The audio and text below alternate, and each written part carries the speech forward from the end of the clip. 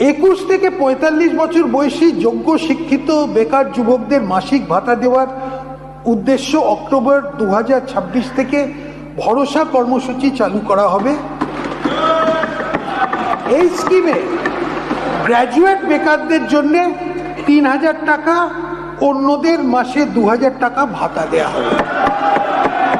এই কর্মসূচি যে সকল পরিবারের আয় 1 লাখ টাকার কম এবং যারা অন্য কোনো সামাজিক সুরক্ষা প্রকল্পের সুবিধে পাচ্ছেন না, এইসব পরিবারের প্রার্থীর জন্য প্রযোজ্য হবে। বয়স্ক, বিধবা এবং বিশেষভাবে সক্ষম নাগরিকদের হলেন সমাজের সবচেয়ে বেশি অসুরক্ষিত। এদের মাসিক পেনশন 500 টাকা বাড়ানো প্রস্তাব আমি করছি। পরিযায়ী শ্রমিকদের সমস্যা কমাতে রাজ্য সরকার একটি বহুমুখী পরিকল্পনা গ্রহণ করেছে। এই শ্রমিকদের স্বাস্থ্য সুরক্ষার জন্য আয়ুষ্মান ভারত কার্ড দেয়া হবে।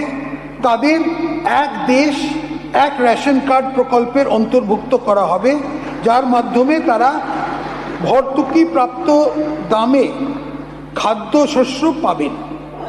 আমাদের সরকার রাজ্যের অভিবাসী প্রবণ এলাকায় বাস করা মানুষদের মধ্যে প্রয়োজনীয় দক্ষতা বিকাশের মাধ্যমে বিকল্প জীবনের সুযোগ তৈরি করার বিশেষ উদ্যোগ নেবে। এটা পুরো পরিযায়ী শ্রমিকের